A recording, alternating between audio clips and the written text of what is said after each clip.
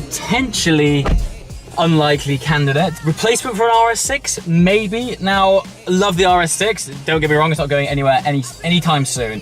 However, on the AMG event at Silverstone a few weeks ago, I was able to experience the E63S 4MATIC, which I am in right now. Absolutely blown away with that. One of the sort of USPs and things that sells me on the RS6 is its quattro all-wheel drive system, but Mercedes have now launched their own 4MATIC system, and this is the S. Had a very early drive in one, as I mentioned a few weeks ago. Sounds amazing, handles incredible, traction after the apex is insane, and the whole thing as well, with it being a very modern car, is incredibly up to date. Interior, stunning. Yeah, serious contender. Also, Mercedes are one of the few that have been able to nail the turbocharged sound. Obviously their original C63s always sounded fantastic when they were naturally aspirated, but even as a turbo system they sound fantastic, pop and bang on the overrun. 612 horsepower, 850 newton meters of torque, a true tarmac terrorist. Okay, conveniently, while I'm on the AMG stand, we have before me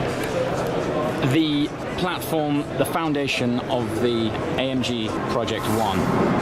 Just to look at this thing is a marvel. This is what it's all about. This is the direct transplant Formula One engine that has been in the Mercedes F1 car since 2014. If you're a Formula One fan, you'll know this thing has been dominating F1. The power this thing puts out is crazy. They are restricting the revs on this to 11,000 RPM. I know that doesn't sound like a restriction, but the actual Formula One spec revs to 13,000 RPM. Also seen a few people asking me what the two smaller pipes are on the exhaust system. You'll notice there's got a single F1 inspired exhaust output, but there's these two little pipes here which sit underneath it, which are actually directly for the turbo wastegates. Very cool. I heard Lewis Hamilton start up this car and bring it on stage last night. It sounds absolutely unbelievable.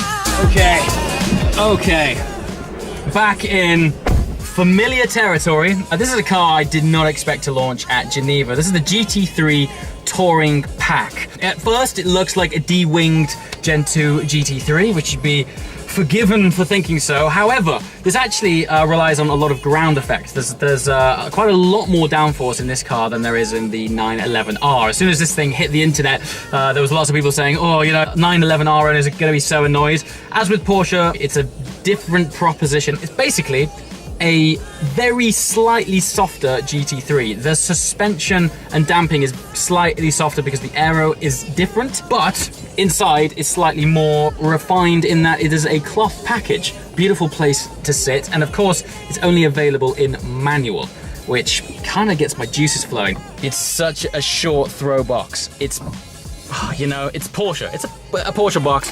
Of course, down there, pedal placement, perfect for heel toe. Clutch feels light. I'm wondering why you would opt for this over a manual GT3. It might predominantly just be an aesthetic thing. No wing, perhaps spec it in a darker color than this. I think this is sapphire blue, which is stunning. You could spec it and it could be a real sleeper. This is something that I'd love to have the dilemma to choose.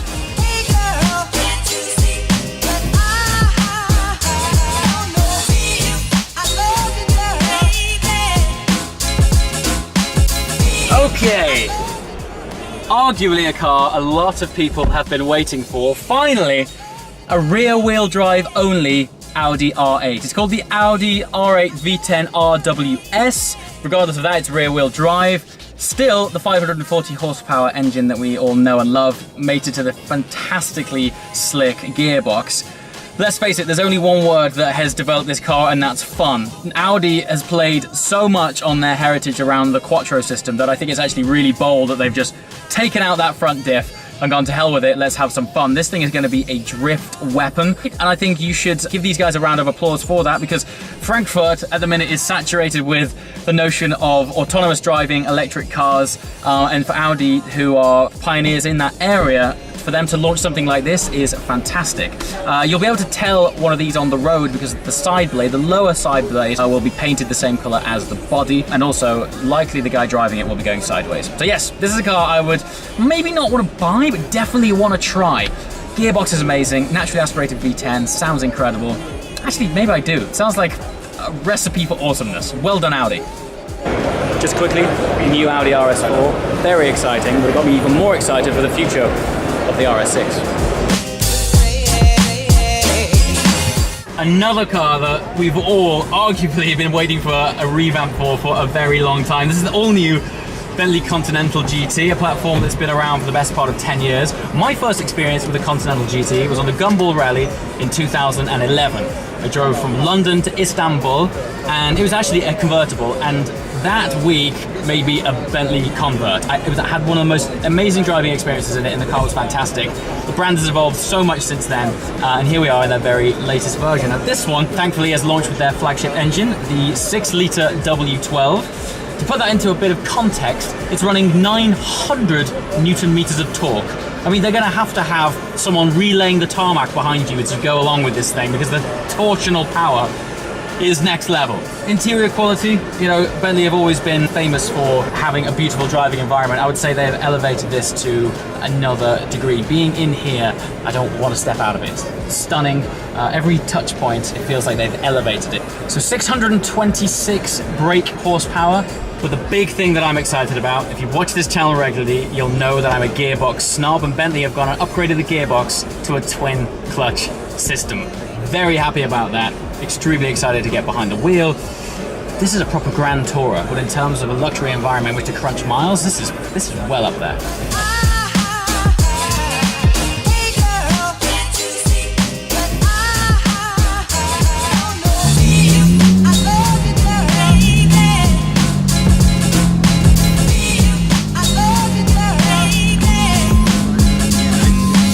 Thanks, buddy. Yeah, so pretty casual experience. Just got dropped off at the hall number 5 by a June buggy. I love this show.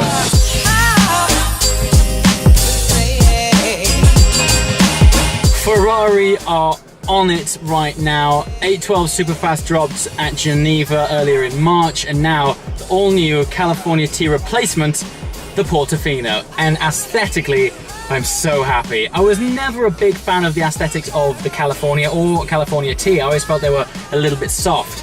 I've heard a lot of chat online of people comparing this to a sort of downscaled 812 that you can take the roof off. I mean, if that doesn't tick as many boxes as you want, I don't know what does. It looks amazing. I have to say that the pictures don't do this car justice. And we've got some proper upgrades as well. New intakes, new conrods, new manifolds.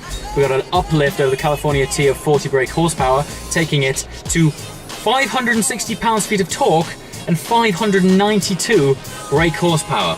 Now, if you watch the channel regularly, you'll know that I am currently on the hunt for something you can just take the roof off. Obviously, I haven't driven this yet, but aesthetically and as a platform, this thing is really appealing. I never thought that I would say that I would consider owning the California. This is its replacement, and I think an indicator of what a fantastic job they've done is the fact that I'm even considering one.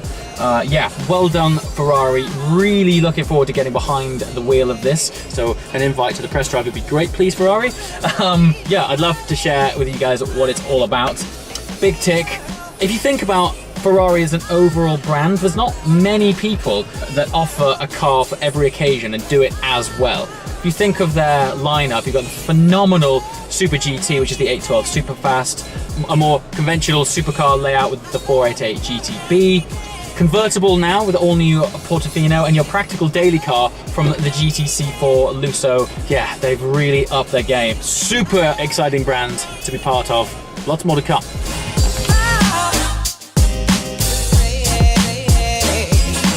Okay, this last one's a bit of a curveball, and I'm probably not planning on buying one. However, the more time that I spend on commutes and journeys, not for driving indulgence, just to go to meetings, just general traveling, the more I wish that I had a lovely, comfy lounge in which to go about it, just to edit in, spend time catching up on emails.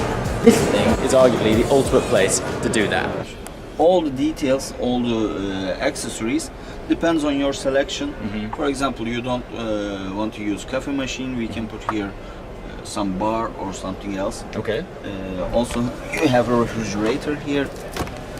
Wow.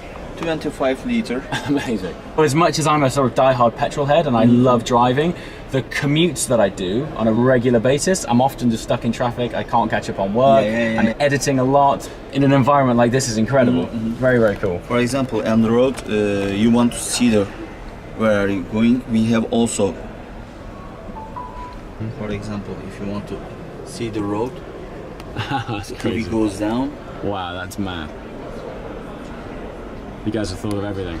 How long does it take to build one? These vehicles about 2.5 months. 2.5 months? Yeah. Okay. That's not too bad considering the amount of customization and work. Yeah. Look at that. We have also here sliding tables. One here as well. Look at this. And it's carbon fiber now then? Yes. Look at that. Perfect for editing on. Man, you're making me consider one of these. It's so good.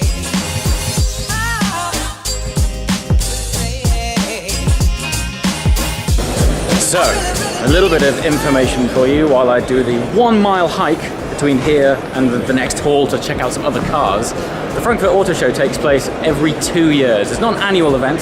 The reason for that is it is absolutely monumental. I've been invited down this year by Mercedes. I've got to say a massive thank you to them, particularly for giving me a preview of the AMG Project ONE last night. But let me just take you down here and give you an idea of the scale of these stands. So in fact, stands are sort of, doesn't really do it any justice really. They have been constructing this showroom since June. It's basically a three to 4 month project, and they've taken 3 stories of the conference center. It's absolutely huge. Check it out. So, last night down there, this is where the Project ONE was launched. You can see it just there. Actually, top-down view for me is one of my favorite angles of the car. You can see so much sculpture. Look at that. Look how flared the rear wheel arches are. It's ridiculous. So down there, this is where everyone sat on these benches. Launched the cars. Very, very cool. Big show. Lewis Hamilton came out. Very, very cool. Tier 2. Accessories, dining, look at concepts, electric drive, things like that. Tier 3, we have the AMG division over here. It's absolutely huge, and that's one of the reasons why it's every 2 years, because the undertaking for such a show is monumental. Moving all the way over to the other side of the stand, because they've taken out this, look, this whole vast auditorium of it. Look at the lighting rig up there, next level.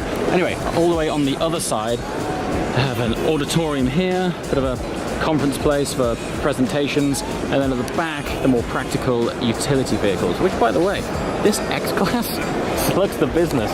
I'm not, you know, if you watch this channel regularly, you'll know I'm not exactly a pickup truck kind of guy, but these are really looking good.